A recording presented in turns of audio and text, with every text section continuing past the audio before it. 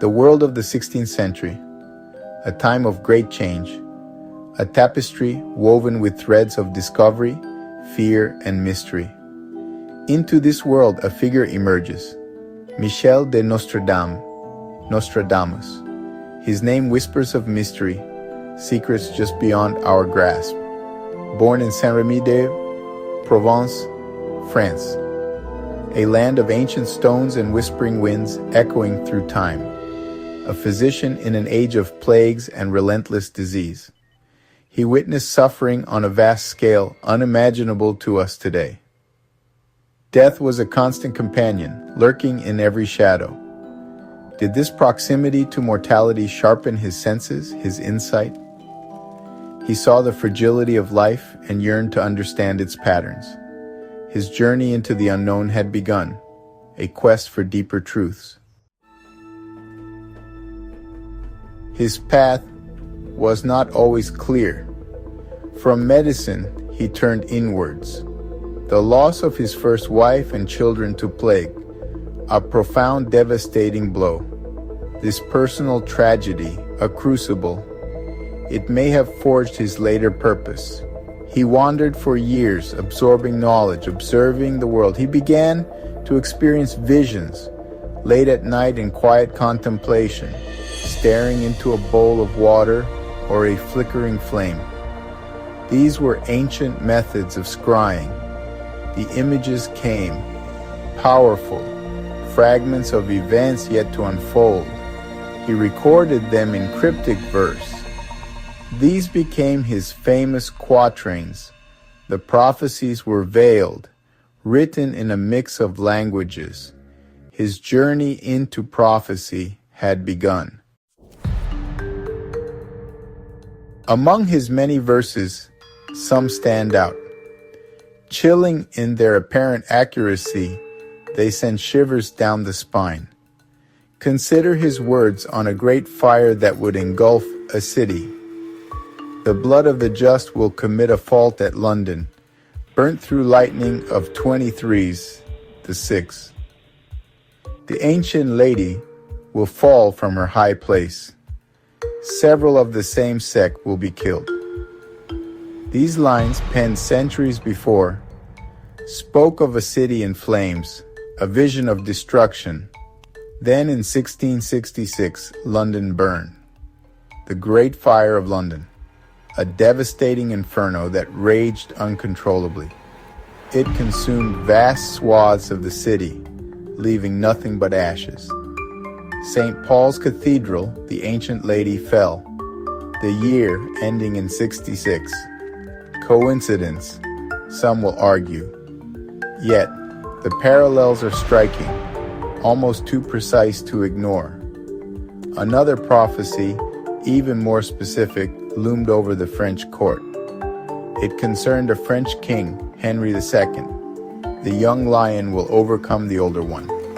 On the field of combat in a single battle, he will pierce his eyes through a golden cage.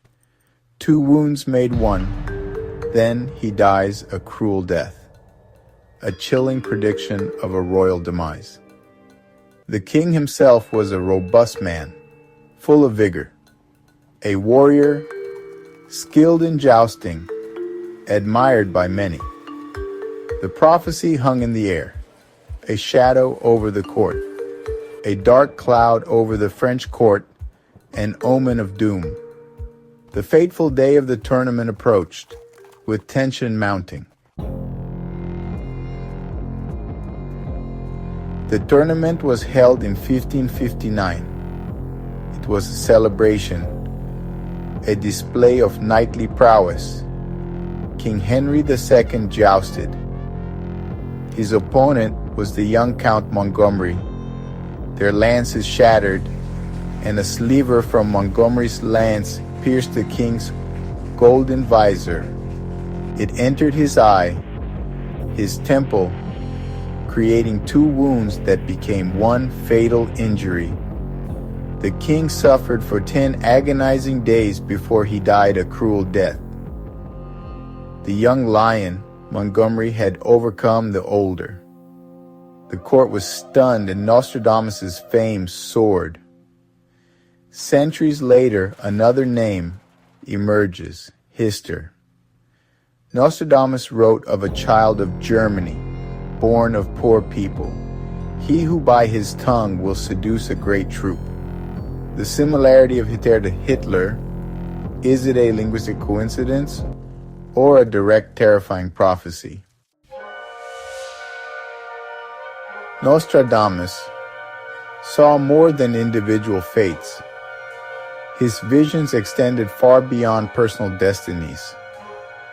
His gaze seemed to encompass nations, even the entire world, as if he could see the threads of history weaving together. Many of his quatrains speak of great wars, of famine, pestilence, and upheaval. These were not mere predictions, but warnings. Images of battles fought on a grand scale, with armies clashing and nations in turmoil. From the depths of the west of Europe, a young child will be born, of poor people, rising from humble beginnings. He who by his tongue will seduce a great troop, leading them with his powerful oratory. His verses describe combat and naval battle, the chaos of war at sea, fire, floods, and the great Duke to the ruin, painting a picture of natural and man-made disasters. The language is stark, violent, and unyielding. It paints pictures of widespread destruction, cities reduced to rubble. Are these references to the world wars? Millions perished, empires crumbled, and the world was forever changed. The world was reshaped by fire and steel through the crucible of conflict. The descriptions are often general, allowing for multiple interpretations, sparking endless debates.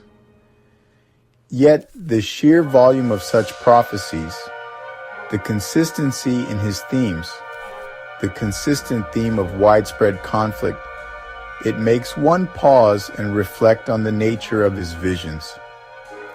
Could one man so long ago sense the tremors of future global wars? His legacy continues to provoke thought and wonder. Did Nostradamus see beyond war? Did he glimpse the marvels and terrors of technology? Men will travel safely through sky, land, seas, and wave. This seems to hint at modern transportation, aeroplanes, fast ships, global travel. In his time, such concepts were fantastical. Journeys were long, arduous, dangerous. He wrote of flying fire, of machines of flying fire. Could this be aircraft used in war?